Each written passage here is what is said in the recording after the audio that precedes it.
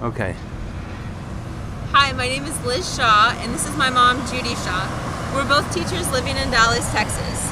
I'm reading from a statement by Khalid Al-Masri, a German citizen of Lebanese descent who was a car salesman before he was detained in December 2003.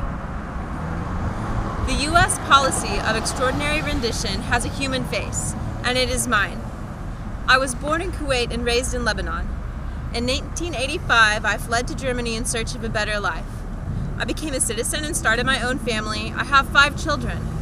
On December 31st, 2003, I took a bus from Germany to Macedonia. When we arrived, Macedonian agents confiscated my passport and detained me for 23 days.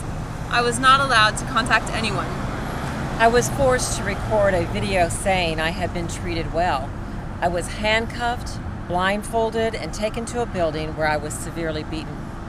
My clothes were sliced from my body with a knife or scissors. My underwear was forcibly removed. I was thrown to the floor, my hands pulled behind me, a boot placed on my back. When my blindfold was removed, I saw men dressed in black wearing ski masks. I was put in a diaper, a belt with chains to my wrists and ankles, earmuffs, iPads, a blindfold, and a hood. I was thrown into a plane, my legs and arms spread-eagled and secured to the floor. I felt 2 injections and became nearly unconscious. I felt the plane take off, land, and then take off. When we landed again, I was beaten and left in a dirty and cold concrete cell with a bottle of putrid water. I was taken to an interrogation room where I saw men dressed in the same black clothing and ski masks as before. They stripped and photographed me and took blood and urine samples. I was returned to the cell. The following night, my interrogations began. They asked me if I knew why I had been detained. I did not. They told me I was now in a country with no laws, and did I understand what that meant? They asked me many times whether I knew the men who were responsible for the September 11th attacks, if I had traveled to Afghanistan, and if I associated with certain people in Germany. I told the truth, that I had never been in Afghanistan and had never been involved in any extremism. I asked repeatedly to meet with the representative of the German government, or a lawyer, or to be brought before a court. My requests were ignored. In desperation, I began a hunger strike.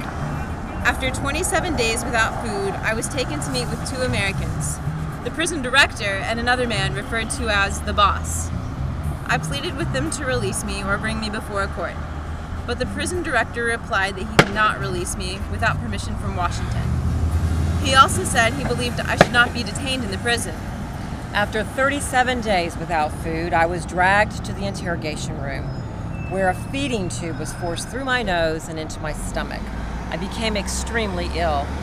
I was taken to meet an American who said he had traveled from Washington and promised I would soon be released.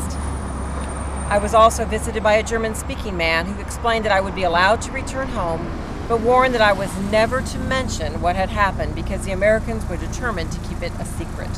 Almost 5 months after I was kidnapped, I was again blindfolded, handcuffed, and chained to an airplane seat.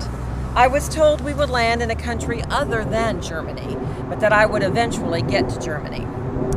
After we landed, I was driven into the mountains. My captors removed my handcuffs and blindfold and told me to walk down a dark, deserted path and not look back. I was afraid I would be shot in the back. I turned a bend and encountered 3 men who asked why I was illegally in Albania. They took me to the airport, where I bought a ticket home. My wallet had been returned to me. I had long hair, a beard, and had lost 60 pounds. My wife and children had gone to Lebanon, believing I had abandoned them. We are now together again in Germany. I still do not know why this happened to me. I've been told that the American Secretary of State, Condoleezza Rice, confirmed in a meeting with the German Chancellor that my case was a mistake, and that American officials later denied she said this. No one from the American government has ever contacted me or offered me any explanation or apology for the pain they caused me. My daughter and I chose this location because it represents Dallas, and doing what's right is important to the people of Dallas. As educators, we tell our students every day to stand up for their beliefs and to do the right thing. Today we want to honor our country by affirming that Americans must not tolerate torture. The Bible in the New Testament tells us in James 5:16 that we should confess our sins to one another so that we can be healed. Reckoning with torture is one way in which we can begin to heal as a nation.